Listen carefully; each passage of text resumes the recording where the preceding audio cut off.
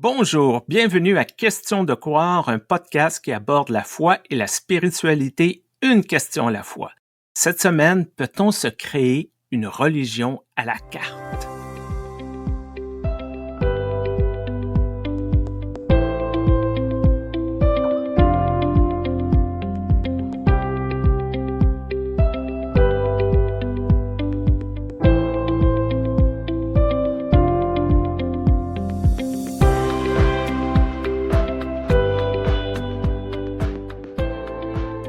Bonjour, comment ça va Stéphane? Ah, ça va aujourd'hui. Bonjour Joanne, bonjour à toutes les personnes qui nous écoutent. Moi, je me dis toujours avec cette question de la religion à la carte, qui est une super question, je me dis toujours, mais que pensent les gens qui tombent sur la chaîne YouTube Sous les platanes, la paroisse de mon époux, mais dans laquelle aussi je sers, parce que je suis femme de pasteur et pasteur. Parce qu'on a quand même un culte qui a été créé pendant le confinement. Et puis là, on a une paroissienne, Christiane, qui est mariée à Bob, qui a dit « Ah, mais nous aussi, on aimerait bien enregistrer une prière depuis chez nous, il faut juste nous expliquer comment faire. » Ok. Et puis elle nous dit « Ah, mais au fait, vous vous souvenez que Bob est juif ?» Je me dis « Oui, oui, tout à fait, Bob est juif. Et puis il vous aime beaucoup. Et du coup, Bob propose de lire une prière en hébreu. » Bon, on dit « Ok, super, une prière en hébreu, ça peut être sympa, on réfléchit à un culte thématique. » Et quand il nous envoie l'enregistrement, on était un peu sidérés, on a souri, on a rigolé à la fois, on s'est dit mais alors là c'était inattendu. Donc Bob commence très tranquillement l'enregistrement et il dit « Bonjour, je suis Bob, le juif de l'église, et je vais vous lire une prière en hébreu. » Et c'est marrant parce que nous on a une église luthérienne qui a connu aussi le feu charismatique. On est dans un faubourg, globalement tout le monde est luthérien ou luthérienne ou bien chrétienne. Et puis voilà, maintenant on a ce culte où on a Bob, le juif de l'église. C'est assez comique ces choses-là, mais c'est, je pense, la réalité, je dirais, du 21e siècle. On a des mariages qu'on qualifie de mix. À certaines époques, au Canada français, lorsque quelqu'un qui était catholique mariait quelqu'un de protestant, c'était quasiment de se couper de sa communauté et de sa famille et de entrer dans la nouvelle communauté. On n'est plus là du tout. C'est presque la norme maintenant d'avoir ces mariages, ces unions. Et en tant que pasteur, d'avoir des demandes de baptême d'enfants où la mère est chrétienne, le père est juif ou athée ou musulman. Mais je peux comprendre que pour plusieurs personnes, c'est difficile. Et très honnêtement, moi, il y a plusieurs années, peut-être frais sorti du collège théologique, plein de mes lectures et ce qu'on m'avait enseigné de la bonne théologie, j'étais très préoccupé par les contradictions logiques. Je disais, bon, mais tu peux pas croire en la résurrection et la réincarnation en même temps. Je me rends compte maintenant que les lignes sont vraiment plus floues. Je suis prêt à considérer une espèce de paradoxe, de vivre dans la tension et de reconnaître que peut-être que j'ai tort et j'ai fait fausse route. Peut-être que c'est moi qui est à côté de la traque. Donc, pour moi, ça allait évoluer. Moi, c'est un petit peu comme si j'avais deux approches. D'abord, en ce qui me concerne, j'aime bien quand les choses sont assez claires. Par exemple, moi, je suis quelqu'un de trinitaire. Je me reconnais dans la théologie luthéro-réformée. Je me sens particulièrement à l'aise dans les rites, les rituels, les symboles des églises luthériennes. J'aime que les choses me structurent, j'aime le temps liturgique, j'aime les couleurs, voilà. J'aime tout ça et je trouve qu'il y a un sens là-dedans, j'aime le transmettre, j'aime en parler aux gens. Je me sens tout à fait à ma place dans ce cadre-là. Et j'accompagne les autres.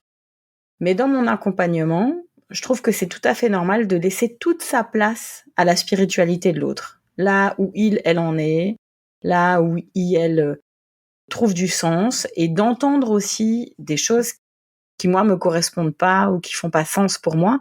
Et il y a aucun problème. C'est-à-dire que je pense qu'on est vraiment dans l'époque post-doctrinale. Non pas pour dire cette doctrine n'existe plus, mais elle n'est pas la seule réserve de sens. Elle cohabite avec d'autres possibilités et on peut pas toujours marier la chèvre et le chou, mais parfois on peut trouver, comme tu dis, des endroits où on se rencontre et puis on se ressource auprès de la spiritualité de l'autre. Et c'est ce qui manquait avant et c'est ce qui a créé tellement de guerres de chapelle et de religion. Tu parles d'une période post-doctrinale. Moi, j'ai entendu parler que nous amorcions une période de restructuration des institutions et je vais utiliser le terme anglophone, dénomination des églises. Auparavant, lorsqu'on disait, par exemple en Amérique du Nord, je suis catholique romain, ça venait avec une longue liste qui définissait notre identité. Et si je suis protestant, presbytérien, ça veut dire que je crois en ça, en ça, en ça. Et maintenant, c'est pas vraiment le cas. Il y a beaucoup de catholiques romains qui vont nous dire, ouais, bon, le pape, il dit des choses, mais bon, faut en prendre et en laisser. Et t'as des presbytériens qui disent, ah là, le pape, là, vraiment, là-dessus, là, c'est dans le mille. Je pense qu'on amorce, du moins en Amérique du Nord, ce grand mouvement-là, peut-être de réalignement. C'est encore peut-être trop tôt, on le voit peut-être pas beaucoup, mais je me rends compte, lorsqu'il y a les rencontres entre collègues forcés, on prend tous les pasteurs de l'Église unie du Canada dans le coin, puis on vous rassemble. Parfois, j'ai pas grand-chose en commun avec ces personnes-là. J'ai rencontré un pasteur une fois qui refusait de marier des personnes divorcées. OK. Quelle partie de la théologie protestante qui t'échappe? Mais bon, et j'ai eu des cafés avec des imams. J'avais vraiment l'impression de parler à un collègue. C'est que cet imam-là était très libéral, dans la même lignée que moi. On n'avait pas nécessairement la même approche théologique, mais on se comprenait et on pouvait faire des activités ensemble très facilement. Donc, cette idée-là de institution fermée, je pense qu'on est en train de voir ça disparaître. Les frontières deviennent plus perméables, je pourrais dire, elles bougent, elles évoluent. Et il faut pas s'enfermer dans une espèce de refus de cette évolution-là, je crois. Alors, tout à fait, moi je suis assez d'accord avec toi. On parlait beaucoup de post-dénominationnel et je pense que c'est assez juste. On parle aussi de post-doctrinal dans le sens où c'est vrai qu'il y a des identités très mélangées, donc les gens ils peuvent être attachés à leurs 2 identités, 3 identités religieuses, des fois 4, et donc c'est très compliqué d'appliquer 4 doctrines qui vont être parfois contradictoires. Je me dis aussi que l'époque elle est plus tellement au grand fourre-tout comme les années 2000-2010 en fait, où on essayait absolument de raccrocher les gens à l'église en parlant leur langage. Je me rappelle d'un pasteur, il n'a pas eu tout à fait tort et probablement que c'était tout à fait réfléchi. Mais comme il y avait cette grande vague New Age à propos des arbres, il avait fait tout un culte des étudiants où on parlait beaucoup des arbres. Et à la fin du culte, il y a une théologienne qui m'a dit « Mais est-ce que tu as entendu parler de Jésus-Christ pendant ce culte ?» J'ai dit « Non, non, mais bon, maintenant, je connais pas mal de trucs sur les arbres dans la Bible. » Alors, c'est marrant parce que voilà, on a essayé et finalement, on constate que c'est pas du tout ce que veulent aussi une partie des jeunes, même ceux qui sont avec plein d'identités. Ils veulent que chacune des identités soit claire et lisible. Par exemple, il y a le retour du carême, très fort. Alors bon, pour moi, c'est pas tellement un retour parce que dans ma tradition, chez les luthériens et les luthériennes, il y a toujours une notion de carême. Mais sur TikTok, mes filles, elles m'ont dit « Ah, c'est super, maman, que tu nous élevais avec cette notion du carême, parce qu'en fait, sur TikTok, c'est une grande trend. » Le retour du voile chrétien. Bon, ça, par exemple, ça me concerne pas du tout, mais pour les orthodoxes, par exemple, pour certains courants catholiques, j'ai déjà eu des demandes de jeunes qui m'ont dit « Est-ce que tu penses que c'est bien que je mette le voile quand je viens à l'église ?» J'ai dit « Écoute, nous, on n'est pas darbistes, on n'est pas orthodoxes. Ouais, si tu veux, tu te mets ce que tu veux sur la tête. Il y a toujours eu des chapeaux à l'église. Mais en l'occurrence, c'est pas quelque chose de notre tradition. » Ah, d'accord. Bon, si c'est pas voilà, il faut que les choses soient assez lisibles. Et bien sûr, pourquoi est-ce que c'est le carême ou le voile qui actuellement sont des trends TikTok en France? c'est parce qu'il y a une montée aussi d'un certain type d'islam ou peut-être de certaines sectes de l'islam. Et donc, on voit les copines à l'école qui font le ramadan ou qui parlent de mettre le voile. On se dit, mais moi, je suis chrétienne, c'est quoi mon identité? On cherche un peu, on se dit, ah, mais nous aussi, on a carême, nous aussi, on a le voile. Et un peu par mimétisme, on veut afficher son identité, alors qu'en fait, on peut l'afficher d'autres façons. On n'est pas obligé d'être dans du mimétisme. Donc, c'est hyper intéressant puisque maintenant, on a toutes ces familles multiculturelles, multicultuelles, et on n'a pas du tout intérêt en tant qu'Église à sembler tout le temps flou ou entre deux trucs. Il vaut mieux être tout à fait clair, tranché, les couleurs liturgiques, le truc, le machin, être dans quelque chose d'assez clair, tout en disant aux gens, c'est OK si vous venez et vous prenez ce qui fait sens pour vous. Ce serait une vraie erreur de mon point de vue, à la fois pédagogique et spirituel, que de dire aux gens, bah alors on va mélanger un peu du ramakem pour faire... Cela dit, dans les familles multiculturelles et multi-identitaires, comme la mienne, on a adoré le lundi de Pâques faire un Pâques-tour. Parce qu'en fait, le mari de mon père est algérien musulman, et tous les ans, pour Ramadan, on fait le ftour. Et là, pour le lundi de Pâques, on a dit, on fait le Pâques-tour. Et on a trouvé ça génial de faire le Pâques-tour. Mais juste avant, on avait fait tout le Tridium pascal. Et donc, le Pâques-tour ne remplaçait pas un élément du Tridium pascal, mais il s'ajoutait au reste. Et on n'a pas demandé à Rachid de faire une prière chrétienne à table. Il a récité la sourate qui ouvre le Coran, et on a mangé la date, et on a vraiment respecté son rituel. Donc, c'est un petit peu à cet endroit-là que moi je me trouve. Je décourage personne de faire les choses un peu à la carte. Par contre, je trouve que nous, en tant qu'Église, on n'a pas grand-chose à y gagner de tout mélanger tout le temps.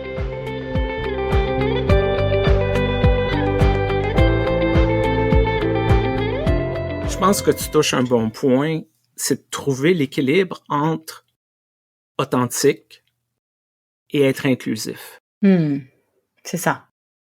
C'est une phrase que je répète beaucoup depuis quelques semaines. L'Église ne doit pas être une machine à exclure, mais une machine à inclure.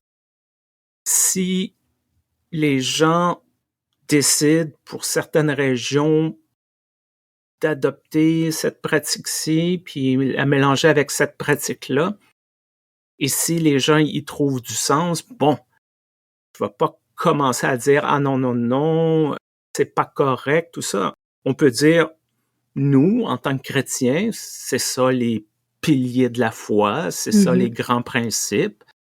Ensuite, on ne va pas commencer à décider pour les gens ce qui est acceptable ou non. Moi, c'est toujours la question, qui décide de l'orthodoxie? C'est ça. Qui compose cette autorité qui décide? Et est-ce qu'on a besoin d'une seule réglementation qui s'applique, par exemple, la chrétienté, c'est 1 milliard d'êtres humains sur Terre, alors on va avoir une règle, une série de valeurs non négociables pour ce milliard de personnes. Moi, je préfère de dire, voici les grands principes, trouvez moyen de le vivre dans votre contexte. On croit en Dieu. Moi, la façon que je crois en Dieu, puis la personne à Kinshasa, la façon qu'elle croit en Dieu, elle peut être différente, mais on croit en Dieu quand même. Et c'est là que je trouve qu'on fait erreur en voulant trop être uniformisé et de confondre unité et uniformité. Je ne crois pas d'avoir des pratiques liturgiques différentes fait que on n'appartient plus à la même église, puis ils décident ce qu'ils veulent, puis ce qu'ils veulent pas. Tout le monde décide. Tout le monde fait des choix de dire ça, ces passages-là de la Bible, ça me parle pas, mais ce passage-là de la Bible, ça me parle. On fait tous des choix, on fait toutes des choix. Donc, on assume, on tolère, on garde les grands principes ensemble. Moi, c'est la façon que je vois ça. D'ailleurs, c'est intéressant puisque au moment justement du Covid, j'avais pas mal de collègues au moment de la reprise des cultes en France qui ont dit mais est-ce qu'on va avoir des consignes pour savoir ce qu'on doit faire? Est-ce qu'on continue à communier à la grande coupe? Est-ce qu'on communie au petit verre? Voilà, qui touche quoi? Est-ce qu'on met des gants? Est-ce qu'on n'en met pas? c'était hyper intéressant parce que d'un seul coup, on avait besoin d'un magistère. Alors que la plupart du temps, en fait, moi j'ai fait une thèse sur la liturgie dans nos églises luthériennes et réformées en France. Et la plupart du temps, les ministres, ils sont pas tellement à la recherche de magistère. Comme tu dis, ils font ce qu'ils font dans leur communauté, en accord avec leurs conseils et en fonction aussi de leur sensibilité. Mais là, on était arrivé sur quelque chose de l'ordre de l'hygiène, sur quelque chose de l'ordre de la vie, de la survie, du soin de l'autre. Et on a quelques collègues qui ont été super réfractaires à des règles qu'on leur a données, qui étaient assez simples de mon point de vue. Et il y en a même 2 qui ont été suspendus. Et c'est vraiment rigolo parce que moi, j'avais jamais expérimenté ça, qu'on puisse suspendre quelqu'un parce que il ou elle respecte pas des règles concernant la Sainte Seine. Après, c'est clair que on était sur une période où il fallait faire très attention les uns aux autres, donc il y avait une raison sérieuse derrière. Mais il y a aussi des us et coutumes, des habitudes qui peuvent faire du mal aux gens. Et c'est important de pouvoir en discuter collectivement. Par exemple, je lisais un article sur une pratique dans certaines églises, notamment en Afrique, mais certainement pas qu'en Afrique, le banc rouge, où pendant le culte, on peut mettre là les gens dont on estime qu'ils ont péché. Évidemment, si tu es une jeune femme enceinte et qu'il n'y a pas d'homme à côté de toi qui a l'air d'être ton mari, ta destination, c'est le banc rouge. Là aussi, est-ce que ce serait bien malin de transporter ce genre de pratique dans nos églises? Est-ce que quelqu'un qui viendrait d'une église comme ça et qui dirait, ben voilà, en fait, ce banc rouge, est-ce qu'on le garde? Est-ce qu'on le garde pas? Ben non, on le garde pas, parce qu'on a une éthique qui est celle de prendre soin des gens et pas de les stigmatiser. Et ça s'explique au même titre que d'autres exemples moins flagrants. Par exemple, on bénit pas les objets, c'est tout. Pour moi, c'est un truc qui est assez clair. On bénit les personnes et on peut l'expliquer aux gens, mais maintenant, après, s'ils insistent ou s'ils veulent absolument, on peut dire aux gens, mais écoutez, mettez votre bague et puis je vous bénirai, la bague sera bénie comme le reste. Voilà, il y a plein de façons des pirouettes, comme tu me fais avec le doigt pirouette. Et puis, il y a aussi des usages qu'on croit chrétiens et qui sont en fait super culturels. Je me rappelle comme ça d'une famille où j'étais tout étonnée parce que on avait que l'un des 2 enfants qui venait à l'école du dimanche. Alors, à un moment donné, je me permets de parler avec l'un de ses parents. Je lui dis, écoutez, je suis un peu étonnée, là, je vois que la petite fille, elle... Ah ben oui, parce que nous, on applique la règle prussienne. Alors bon, je rappelle qu'on est en Alsace, hein. on n'est pas trop en Autriche. Et je dis, la règle prussienne. Oui, alors, le garçon suit la religion du père et la fille la religion de la mère. Bah ça, c'est pas chrétien, ça, c'est un truc culturel. Et puis, au fur et à mesure, la petite en a eu marre d'être séparée de son frère, et puis on a fini par les avoir les 2. Voilà, donc des fois, on s'invente aussi des règles pour se structurer, et on se rend compte que la vie est plus forte. Alors, par contre, là où moi, je pose quand même ma ligne rouge, et puis on en a déjà parlé sur l'épisode sur yoga, qigong et tout, on a eu des retours, c'était super, hein, c'est un épisode qui a suscité pas mal de débats. Ouais. C'est vrai. Moi, j'ai plus de difficultés avec les courants New Age. Non pas parce que ils sont pas basés sur le Christ, bien sûr, ça c'est une difficulté que j'ai spirituelle en tant que pasteur, et parce que pour moi c'est assez important que ma propre pratique et ma prédication soient basées sur le Christ. Mais c'est surtout parce que leur fondement, c'est des promesses de prospérité, en fait, hein. C'est de dire d'aller mieux, d'être plus ouvert, d'être plus lumineux, d'avoir l'énergie qui circule mieux. En fait, à la fois c'est très individualiste, et en plus, ça fait reposer le bien-être des gens sur les efforts énergétiques de leurs adeptes. Voilà, on n'aurait pas ouvert assez nos chakras, moi je le sais, je vais au yoga, et c'est un yoga en plus religieux. Je vois bien le genre de culpabilité qui pourrait découler de certains discours. Et ça me semble être la ligne rouge, en fait. Il y a des jours où je sais pas pourquoi, je vais me sentir en pleine forme. Et la veille, j'aurais rien fait de spécial. Et il y a des jours où je vais me lever et je serai de méchante humeur, alors que la veille, je suis allée au culte et j'ai bien prié. Il n'y a pas de corrélation entre les deux, malheureusement. Mais peu importe comment moi je me sens, Dieu m'aime, en fait, et je vis de sa grâce. Je t'écoute et tout ce qui me vient en tête, c'est la théologie de la prospérité qu'on a énormément en Amérique du Nord. Je crois pas que vous êtes épargnés, mais nos amis américains sont très forts là-dessus. Envoyez-moi 500 $ et vous recevrez une bénédiction de Dieu. Jésus m'a parlé, j'ai besoin d'un jet privé pour continuer mon ministère. Et c'est complètement décomplexé, là. Et visiblement, ça fonctionne assez pour que ces gens-là s'achètent des jets privés. Eh ben. Et ce qu'on oublie, peut-être dans tout ça, c'est que la religion est une construction humaine. C'est pas Dieu qui a décidé que, bon, là, on va se structurer, bon, l'Église chrétienne, puis ensuite, on va diviser ça, puis un tiers aux catholiques, 25% aux protestants. Même Jésus n'a pas, selon les évangiles, de vraie volonté de créer une nouvelle religion. On peut toujours débattre s'il voulait réformer le judaïsme ou apporter un nouveau courant au judaïsme, mais c'était pas l'objectif numéro un. On va s'appeler maintenant chrétiens, les gars, puis on va commencer à faire ça comme ça. C'est une construction humaine, c'est une institution. Je dis pas que c'est nécessairement mauvais. Les institutions remplissent des rôles, jouent une part importante dans ce qu'on fait. C'est juste de se rappeler qu'il y a quelqu'un un jour ou plusieurs personnes un jour ont décidé que dorénavant, ceci était pour se faire. Et il y a des gens plus tard qui ont dit non, moi j'ai un point de vue différent. Et certaines réformes ont tombé à l'eau, certaines réformes ont fonctionné.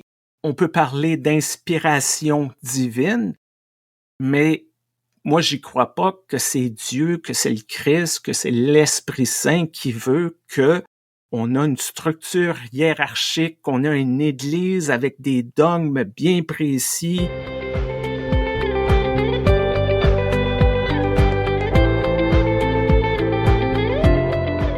C'est vrai que moi, j'aime beaucoup, en fait, un certain nombre de signes et je suis assez reconnaissante que, justement, il y ait cette tradition. Mais je le prends pour ce que c'est-à-dire une tradition. Et comme la tradition luthérienne est riche de symboles, de couleurs, de rites, moi, ça me rencontre dans ce besoin-là. Et je peux comprendre qu'il y a des gens que ça rencontre beaucoup moins. C'est pour ça que c'est important aussi d'avoir, je trouve, dans la programmation d'une paroisse, différents types de cultes par an. Qu'il y ait certains cultes dont on sache que, voilà, ils vont être assez liturgiques et d'autres dont on sache qu'ils vont être assez foufous avec des familles, des enfants, de la musique. Et qu'on arrive à marier un peu comme ça un certain nombre de besoins de personnes. Et finalement, c'est là qu'on fait un peu notre religion à la carte aussi, quoi. Alors moi, j'aime les signes. Les signes parce que c'est synonyme de symbole dans le christianisme. Et puis, j'aime beaucoup cette conviction luthérienne quand on dit que les signes rendent visible une partie de l'invisible, tout en laissant une grande part au mystère. Et j'aime, en fait, cet espace qu'on crée entre le visible et l'invisible, cet espace dans lequel moi, je peux insérer ma foi, je peux me laisser traverser par ça, et je peux me renouveler aussi avec des pensées, avec des prières, avec des projections, avec des fois des grandes émotions. Moi, je suis un peu accro à cet espace qui ressemble un petit peu à l'espace entre les chérubins, pour reprendre l'exemple biblique, les chérubins qui portent l'espace divin là pour la tente de l'alliance. Et j'aime cette notion-là d'espace un peu mystérieux. Donc, je serais bien embêtée si on se mettait à tout vouloir cadrer, à tout vouloir réglementer. J'ai toujours du mal avec les cultes trop minutés. J'ai besoin de cette diversité et je suis d'autant plus contente qu'on ait Bob, le juif de l'Église. Ce que je retiens là-dedans, c'est que l'Église sera toujours en évolution. Ce que c'était l'Église il y a 500 ans, il y a 2000 ans, ce n'est pas la même chose qu'aujourd'hui. Donc, il faut pas enfermer le travail de l'Esprit Saint. Les choses évoluent. On explore, on découvre que des choses, non, c'est pas une bonne idée. Il y a des choses, ça c'est intéressant. Il y a la théologienne Phyllis Fickle, je mettrai le lien dans les descriptifs du podcast, qui a popularisé, elle l'a pas créé, mais elle a popularisé cette idée que à chaque, grosso modo, 500 ans, il y a une grande vente de garage, qu'on dit en Amérique du Nord, un marché aux puces. Ah oui. Où le christianisme laisse aller toutes ces choses qui ne servent plus pour faire de la place à des nouvelles choses. La dernière a été, selon elle, la réforme et la contre-réforme. Et on serait dû pour un nouveau grand ménage dans notre foi, dans nos institutions, où on laisse aller des choses pour faire de la place à des nouvelles choses. Moi, je trouve que c'est super important d'accueillir cette diversité, cette volonté d'essayer des choses pour voir si c'est bon, si ça parle aux gens, si ça nourrit la foi ou si ça éloigne la foi. Et une fois qu'on a compris, ben on garde ce qui est mieux. C'est ça, moi, que je trouve qu'on critique peut-être trop souvent quand on parle de religion à la carte. Il faut expérimenter. Je pense que ça fait partie d'un processus normal d'évolution, sinon on sclérose et on meurt. Mais tu vois, pour moi, c'est un petit peu la conclusion que je dirais à cette discussion, c'est on veut expérimenter, toi et moi on expérimente, on a des collègues qui expérimentent, mais pour expérimenter, pour être créatif, il faut sortir de la zone de confort. Et comme on a tellement peur actuellement que les gens soient pas contents, que les gens soient insatisfaits, qu'ils aillent voir ailleurs, qu'ils quittent nos églises, qu'ils donnent pas de sous, qu'ils soutiennent pas les initiatives en cours, eh ben on n'ose pas sortir de la zone de confort. Et ça nous empêche d'innover, ça nous empêche d'expérimenter, ça nous empêche d'être créatifs. Cette peur que les gens, en fait, nous tournent le dos. Et donc, on peut même pas oser parce qu'on est paralysé par la peur. Donc moi, je suis pour l'innovation et je remercie celles et ceux qui croient en notre projet de podcast, qui nous soutiennent et qui nous envoient aussi des questions et nous permettent de sortir de notre zone de confort. Très bonne conclusion, Joanne. Merci à l'Église unie du Canada qui nous appuie dans ce projet, peut-être un peu plus hors norme, je pourrais dire. Absolument merci à tous nos auditeurs, nos auditrices, les personnes qui partagent nos épisodes avec leurs proches, qui font découvrir notre projet même après 2 ans. Écrivez-nous questiondecroire@gmail.com. À très bientôt, Joanne. Prends soin de toi. À très bientôt. Prenez soin de vous.